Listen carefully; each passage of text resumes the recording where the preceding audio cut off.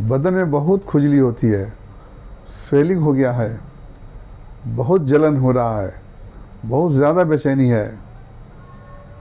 ये दोस्तों, ये बीमारी है अर्टिकेरिया या जूलपिट्टी या पित्ती या हाइव्स। इसको कई नाम से जाना जाता है। इसे अर्टिकेरिया, हाइव्स या फिर स्किन एलर्जी भी कहते हैं। तो दोस्तों, आज इस पर बात करूंगा, ये किस वजह से होता है, सिम्टम क्या है और इसका बेस्ट ट्रीटमेंट क्या है। होम्योपैथी की जो बेस्ट ट्रीटमेंट है, जो बेस्ट मेडिसिन है, उसे ही बताऊंगा, बहुत शॉर्ट में बताऊंगा। जो क्लिनिक में मैं यूज़ करता हूं उसी दवा को बताऊंगा। तो दोस्तों, जो लोग पहली बार मेरे वीडियो पे आए हैं वो मेरे चैनल को सब्सक्राइब कर दें और वीडियो को लास्ट तक देखें, क्योंकि इसमें बहुत सी जानकारी मिलने वाली है और आप अगर बीमारी से सफ़र कर रहे हैं तो उससे भी छुटकारा मिलने वाला है। इसलिए वीडियो को लास्ट तक देखें, बीच में न छोड़ें। तो चलिए शुरू करते हैं आज का टॉपिक, अर्टिकेरिया।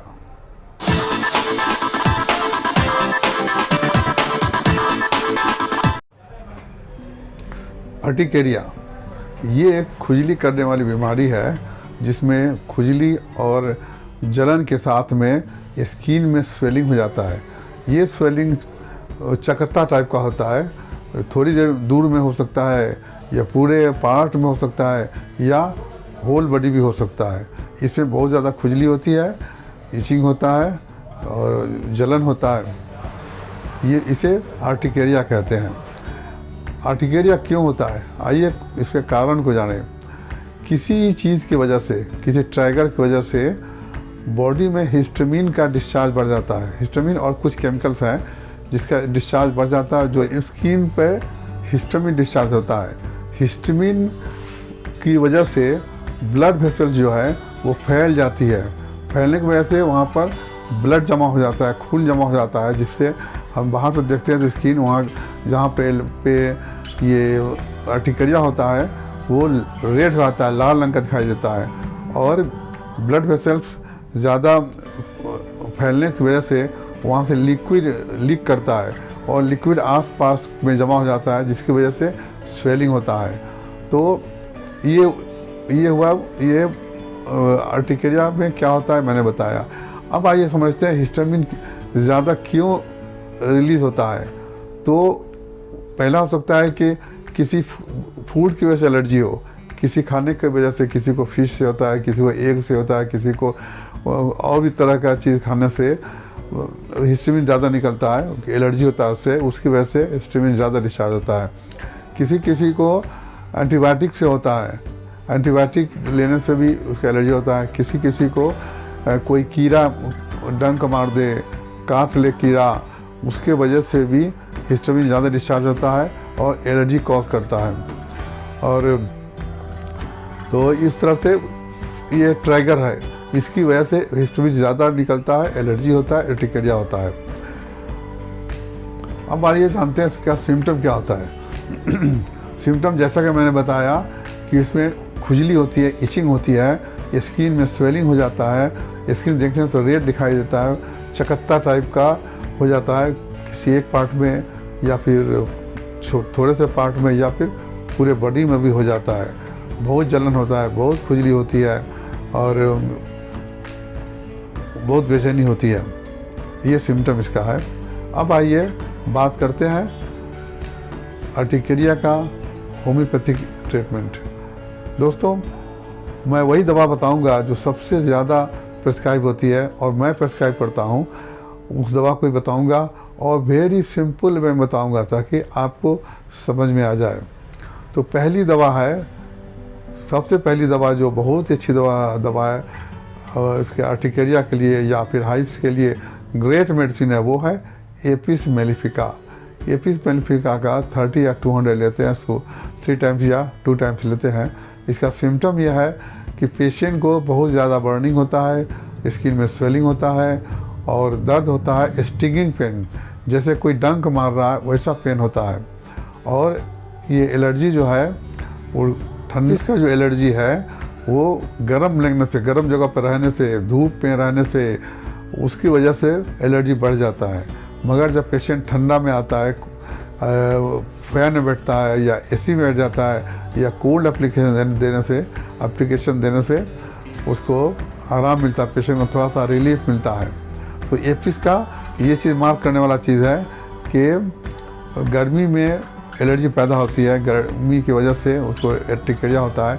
मगर ठंडा देने से, ठंडा कोल्ड एप्लीकेशन से या फिर एसी में बैठने से, फैन में बैठने से, या पेशेंट जब कपड़ा उतार के फेंक देता है तब थोड़ा उसको आराम मिलता है। और एपिस के पेशेंट को प्यास बिल्कुल नहीं लगता है। ये 1 नंबर दवा हो गई। दूसरे नंबर की दवा जो है, जब आप एक्सरसाइज करते हैं, पसीना चलता है, उसकी वजह से अगर एलर्जी होता है तो उसके लिए है नेट्राम्योर 200। नेट्राम्योर 200 सुबह शाम देते हैं, उससे बहुत आराम मिलता है। जब एक्सरसाइज करते हैं, आप